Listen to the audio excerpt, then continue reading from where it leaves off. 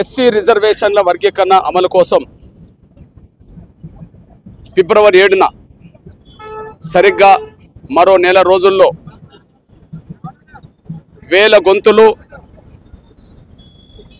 లక్ష డప్పులతో హైదరాబాద్ నగరంలో మాదిగ గుండె చప్పుడు వినిపించబోతున్నాం. మా ఆవేదనైనా మా ఆకాంక్ష అయినా వర్గీకరణ జాప్యం చేస్తే మా ఆగ్రహమైన లక్ష డప్పుల శబ్దంతో ప్రపంచానికి వినబడేలాగా చేస్తాం. ఆకాశమే దద్దరిల్లాగా చేస్తాం. ఫిబ్రవరి 7న జరగబో మహత్తరమైన లక్ష డప్పులతో మా గుండె చప్పులను వినిపించే కార్యక్రమాన్ని జయప్రదం చేయడం కోసం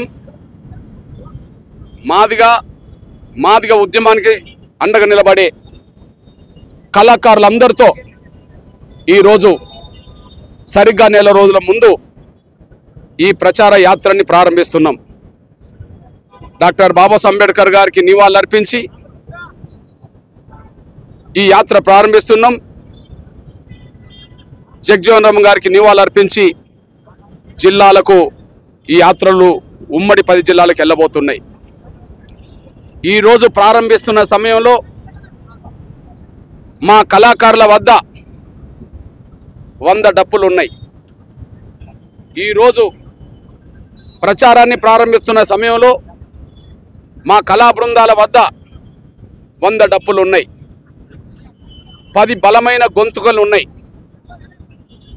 ఇవి జనంలోకి వెళ్ళి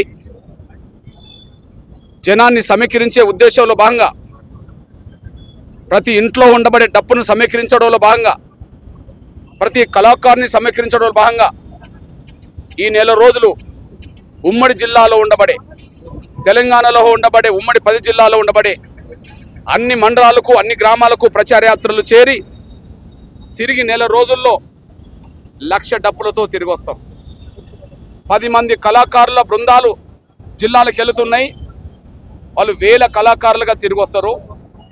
100 డప్పులతో గ్రామాలకు రాష్ట్రానికి వెళుతున్నారు. వాళ్ళు లక్ష డప్పులతో తిరిగి వస్తారు. లక్ష డప్పులతో హైదరాబాద్ నగరంలో మేమేసే దండోరా మా గుండె చప్పుడు వర్గీకరణ మీద ఇంకా జాప్యం చేస్తే అది అగ్రంగా మారుతుంది. వర్గీకరణకు సంబంధించిన త్వరగా అమలు చేస్తే అది విజయోత్సవంగా మారుతుంది. మేము కాంగ్రెస్ నేతలకు గౌరవ ముఖ్యమంత్రి రేవంత్ రెడ్డి గారికి విజ్ఞప్తి చేస్తున్నాం.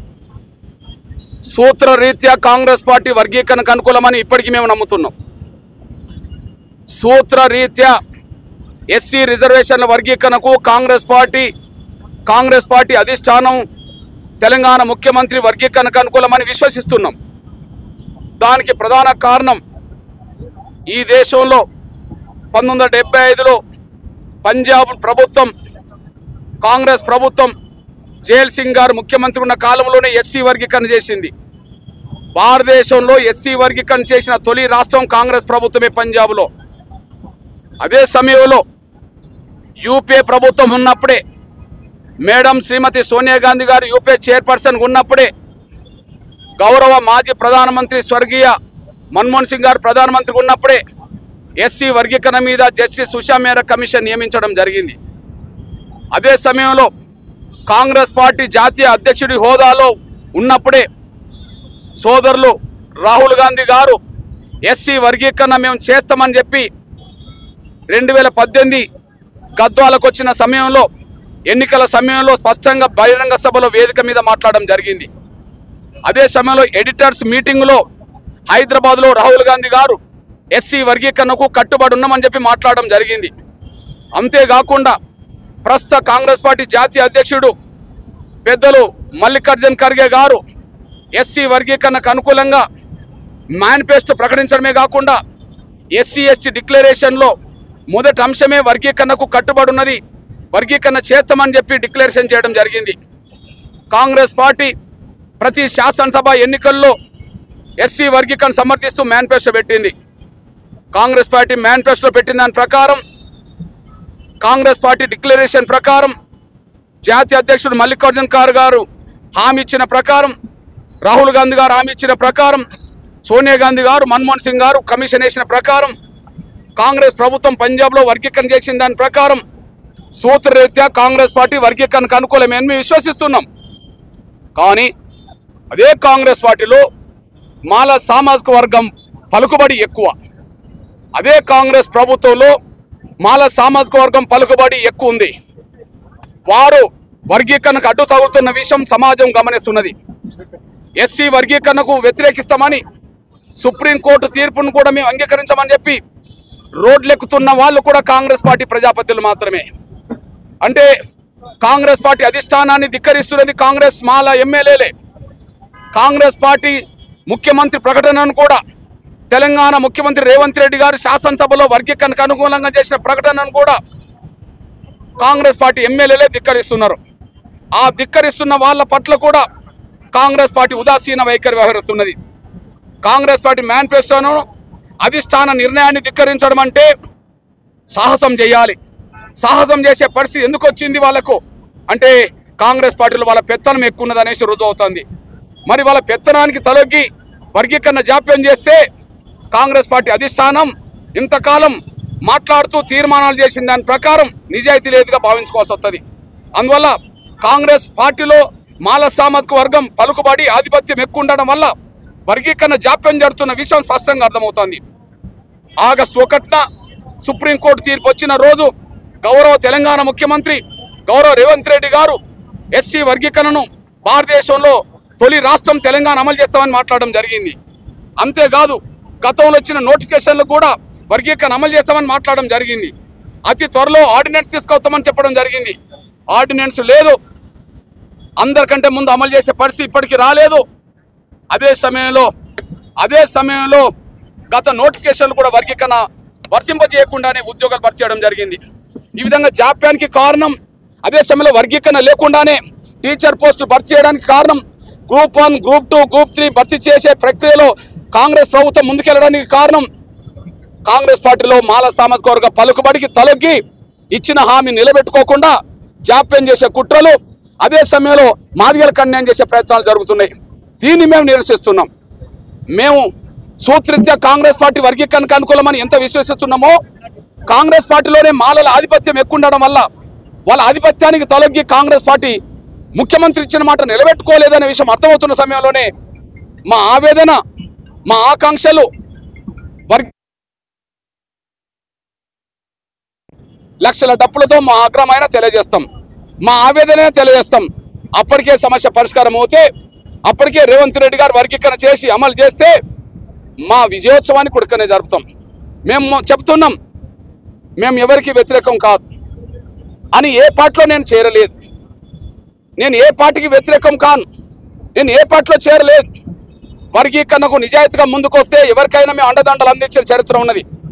భవిష్యత్తులో మా ప్రయాణం అట్లనే జరుగుతుంది. కానీ వర్గీకరణ మీద హామీ ఇచ్చి కూడా నిలబెట్టుకోకుండా మమ్మల్ని మోసం చేయాలని చూసిన మాలల కాంగ్రెస్ పార్టీలో ఉండబడే మాలల పలుకుబడి తొలగి మాకు అన్యాయం చేస్తే ఖచ్చితంగా కాంగ్రెస్ పార్టీ మీద మా ఆగ్రహం వెలబుచ్చడానికి కూడా మా లక్ష డప్పుల ప్రయత్నం చేస్తానేసి కూడా మీరు మర్చిపోదు. అందువల్ల నా జాతి ప్రజలారా, ఈ చివరి ఘట్టంలో జరిగే ప్రయత్నాల్లో ఎస్సీ వర్గీకరణ అమలు జరిగే సమయంలో, ఇంకా స్వార్థపరులు అడ్డంకులు కల్పిస్తున్న సమయంలో, మన బిడ్డల నోటికాడు కూడు కూడా గుంజుకోవాలని చెప్పి మాల స్వార్థపరులు ప్రయత్నం చేస్తున్న సమయంలో మన బిడ్డలకు వర్గీకరణ ఫలాలు అందించడానికే ఫిబ్రవరి 7న 1000 గొంతుల పాటలతో, లక్ష డప్పుల మాదిగ గుండె చప్పులతో మహత్తరమైన ఉద్యమ కార్యాచరణకు పిలుపునివ్వడం జరిగింది. అందువల్ల నా జాతి ప్రజలు ఇంటింటికి ఒక డప్పు కొనండి. ఇప్పటికే ప్రతి మాదిగ పల్లెలో చావులకు, పెళ్లిళ్లకు, వాటికి శుభకార్యాలకు, అశుభకార్యాలకు మన డప్పులు మోగుతున్నాయి గ్రామాల్లో. ఆ డప్పులను కాకబెట్టండి, హైదరాబాద్కు సిద్ధం చేయండి. ఇంట్లో ప్రతి ఒక్కరిలో డప్పు లేకపోవచ్చు, కానీ ప్రతి ఊర్లో డప్పు ఉన్నది. కానీ ఇక ముందు ఈ నెల రోజుల్లో ప్రతి ఇంట్లో ఒక డప్పు ఉండేటట్టుగా చూడండి. ప్రతి ఒక్కరూ ఓ డప్పును సంకనేసుకొని రండి. ఒక ఊరిలో ఎన్ని ఇండ్లుంటాయో అన్నింట్లో డప్పులు ఉండేటట్టుగా కొనుక్కోవాల్సిన అవసరం ఉన్నది. ఈ కార్యక్రమంలో, ఈ మహత్తరమైన కార్యక్రమంలో ప్రతి ఒక్కరూ డప్పు పట్టుకొని రావాలి. మీరు లాయర్లైనా పర్లేదు, మీరు డాక్టర్లైనా, మీరు వార్డు మెంబర్లైనా, మీరు సర్పంచ్లైనా, మీరు ఎమ్మెల్యేలైనా, మీరు మంత్రులైనా, మీరు ఎవరైనా సరే, మాదిగ జాతి బిడ్డలైన ప్రతి ఒక్కరూ ఖచ్చితంగా సంఖ్యను రప్పేసుకోవాలి రావాల్సిన అవసరం ఉన్నది. మన ఆవేదన తెలియచేయాలన్నా ఈసారి మన శబ్దమే తెలియజేయాలి. మన ఆగ్రహం ప్రకటించాలన్నా మన దండోరే ఆగ్రహాన్ని ప్రకటించాలి. ఇది ఒక మహత్తరమైన కార్యక్రమం, ఒక సాంస్కృతిక ఉద్యమం. మన చేతిలో ఉండబడే మన డబ్బే మనకు ఒక ఆయుధం. కాబట్టి మన ఆయుధాన్ని ఇంట్లో పెట్టుకోకుండా ఆయుధాన్ని హైదరాబాద్లో ప్రదర్శించే విధంగా తరలి రావాలని సవినం కోరుకుంటూ, సమస్త సమాజానికి, అణగారిన వర్గాల సమాజానికి, అగ్రకులాల ప్రజాస్వామికవాదులకి నేను విజ్ఞప్తి చేస్తున్నా. ఎంఆర్పిఎస్ ఉద్యమం మాదిగల కోసమే కాకుండా సమాజంలో అన్ని వర్గాల ప్రయోజనాలు కాపాడే దిశగా ఎన్నో ఉద్యమాలు చేసి ఫలితాలు సాధించింది. అదే సమయంలో ఎంఆర్పిఎస్ ఉద్యమం సాధించిన ఫలితమే ఆరోగ్యశ్రీ, వికలాంగుల పెన్షన్లు, వృద్ధుల వితంతుల పెన్షన్లు, ఆకలి కేకల యాత్రలు, ఆకలి కేకలకు సంబంధించిన బియ్యం కొట్ట పెరుగుదలలు. వాటితో కాదు, ఎస్సీలకు ఎక్కడ అన్యాయం జరిగినా, ముస్లింలకు ఎక్కడ అన్యాయం జరిగినా, మహిళలకు ఎక్కడ అన్యాయం జరిగినా, బీసీలకు ఎక్కడ అన్యాయం జరిగినా, అగ్రకులాల్లో కూడా పేదలకు ఎక్కడ అన్యాయం జరిగినా, బ్రాహ్మణులకు ఎక్కడ అవమానం జరిగినా, వైశ్యులకు అవమానం జరిగినా, ఎవరికి అన్యాయం జరిగినా మాదిగ దొండర వాళ్ళకి అందరికీ అండగా నిలబడ్డది. ఇప్పుడు మాలల్లో ఉండబడే స్వార్థపరులు, రాజకీయంగా చాలా పలుకుబడి గల వాళ్ళు, ఆర్థికంగా లక్షల కోట్ల రూపాయలు సంపాదించుకున్న కుటుంబానికి సంబంధించిన వాళ్ళు, అదే సమయంలో సొంత మీడియా నడిపే శక్తివంతులు, భారతదేశంలో దళిత వర్గాలు అతి శక్తివంతమైన కుటుంబం వాళ్ళ తెలంగాణ గడ్డ మీద వర్గీకరణ జరగకుండా అడ్డుపడే ప్రయత్నాలు చేస్తుండ్రు. ఆ శక్తి మాదిగలకు లేదు. ఆర్థికంగా వాళ్ళలాగా మాకు శక్తి లేదు, మాకు మీడియా లేదు, మాకు రాజకీయ పలుకుబడి లేదు. ఇట్లాంటి సమయంలో ఒక బలహీనమైన జాతి, అందరికంటే వెనుకబడ్డ జాతి ఒక న్యాయం కోసం జరుగుతున్న పోరాటానికి సంపూర్ణ మద్దతు అందించాల్సిందిగా అన్ని వర్గాలకు సంబంధించిన ఎస్సీ, ఎస్టీ, బీసీ, మైనార్టీ, ఓసీకి సంబంధించిన అన్ని వర్గాలకు సంబంధించిన ప్రజాస్వామికవాదులందరికీ నేను విజ్ఞప్తి చేస్తున్నా. ఒక న్యాయమైన ఉద్యమాన్ని అడ్డుకోవడానికి స్వార్థపరులు ప్రయత్నం చేస్తున్న సమయంలో ఆ స్వార్థపరులకు అన్ని రకాలుగా పలుకుబడి ఉండడం వల్ల, ఈ జాప్యం జరగడం వల్ల మాదిగలకు అన్యాయం జరుగుతున్న ఈ పరిస్థితిలో ఈ వెనుకబడిపోయిన, అన్ని రంగాలు వెనుకబడిపోయిన ఒక మాదిగ జాతి తన ఆకాంక్ష కోసం ఫిబ్రవరి 7న 1,00,000 డప్పులతో మాదిగల గుండె చప్పులు వినిపించే సమయానికి ఆ మహత్తరమైన కార్యక్రమంలో అన్ని వర్గాల ప్రజల ప్రజాస్వామికవాదులు ఉద్యోగుల భాగస్వాములు కావాల్సిందిగా, ఒక పేద జాతి చేస్తున్న, ఒక అత్యంత వెనుకబడ్డ జాతి చేస్తున్న ఈ పోరాటానికి సంపూర్ణ సహాయ సహకారం అందించాల్సిందిగా నేను సవినంగా విజ్ఞప్తి చేస్తున్నాను, గుర్తు చేస్తున్నాను, పిలుపునిస్తున్నాను.